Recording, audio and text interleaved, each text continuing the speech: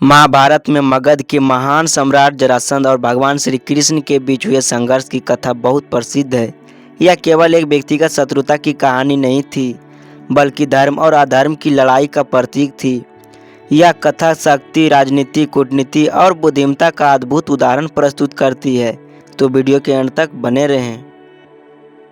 मगध के राजा बृहद्रथ की कोई संतान नहीं थी। उन्होंने एक महान ऋषि की तपस्या करके उनसे वरदान प्राप्त किया। ऋषि ने उन्हें एक फल दिया और कहा कि इसे अपनी रानी को खिला दे, जिससे उन्हें एक शक्तिशाली संतान प्राप्त होगा। संयोगवश राजा की दो पत्नियां थीं और वे दोनों को समान रूप से प्रेम करते थे।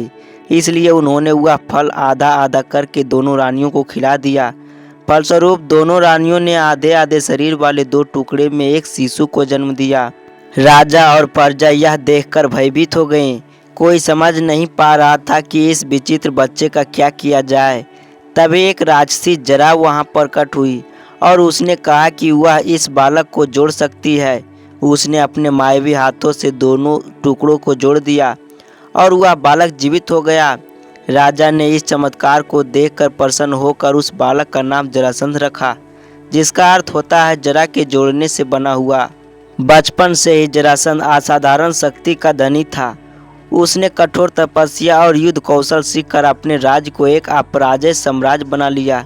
उसकी सेना इतनी विशाल थी कि कोई भी उसे परास्त करने के लिए सोचता भी नहीं था। जरासंध की दो पुत्रियां थीं, आस्ती और प्राप्ति। उनका विवाह कंस से हुआ था, जो मथुरा का राजा था। जब भगवान श्री कृष्ण ने अत्याचारी कंस का वध किया, तब उसकी दोनों रानियां विधवा हो गई। जब यह समाचार मगध पहुंचा तो जरासंध अत्यधिक क्रोधित हो गए। उसे लगा कि श्री कृष्ण ने न केवल उसके दामाद को मारा, बल्कि उसका अपमान भी किया है। इस अपमान का बदला लेने के लिए जरासंध ने श्री कृष्ण से युद्ध लड़ने के लिए सोचा।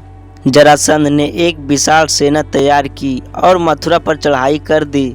उसकी सेना इतनी बड़ी थी कि मथुरा के लोग भयभीत हो गए। लेकिन श्री कृष्ण और बलराम ने वीरता से युद्ध किया और उसकी सेना को बार बार पराजित कर दिया। हालांकि हर बार जब श्री कृष्ण और बलराम उसकी सेना को हरा देते, जरासंध स्वयं बचकर भाग जाता और पुनः एक और विशाल सेना लेकर मथुरा पर हमला कर देता।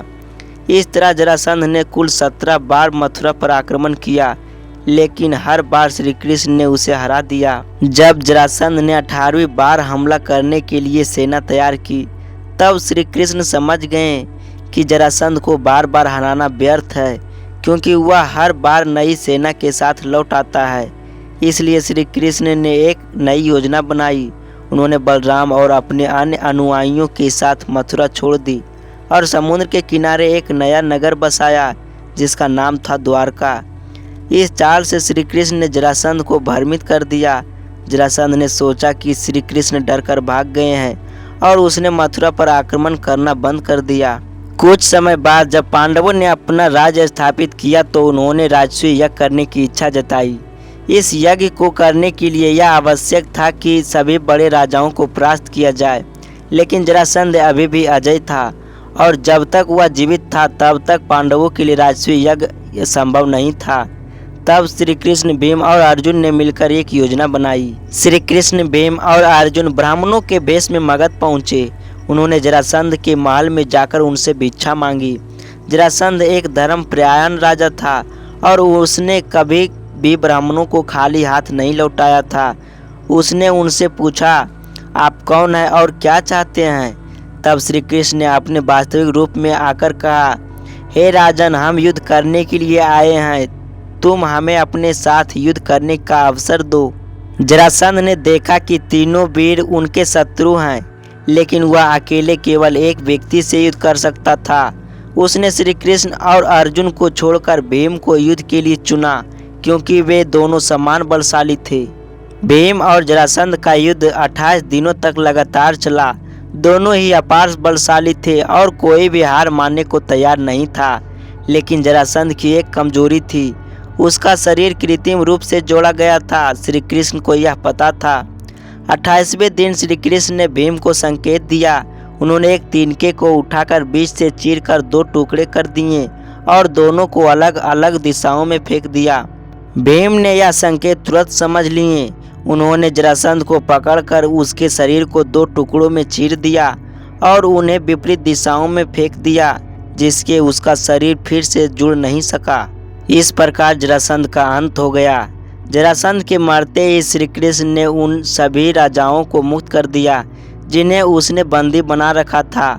मगध के सिंहासन पर उसके पुत्र सहदेव को राजा बना दिया, जो धर्म का पालन करने वाला था। इस घटना के बाद पांडवों ने राजस्वी यज्ञ संपन्न किया और धर्म की विजय हुई। श्री कृष्ण ने यह सिद्ध कर दिया कि केवल युद्ध से नहीं बल्कि चतुराई और रणनीति से भी विजय प्राप्त की जा सकती है। जरासंध जैसे अत्याचारी राजा कितने भी शक्तिशाली क्यों न हो, अंततः धर्म और सत्य की ही जीत होती है। मथुरा छोड़कर द्वारका बसाना श्री कृष्ण की दुर्दशा को दर्शाती थी। यतो धर्मास्तो जयः, अर्थात जहाँ धर्म है वहाँ जीत सुनिश्चित है। तो प्रेम से बोलो जय श्री कृष्ण।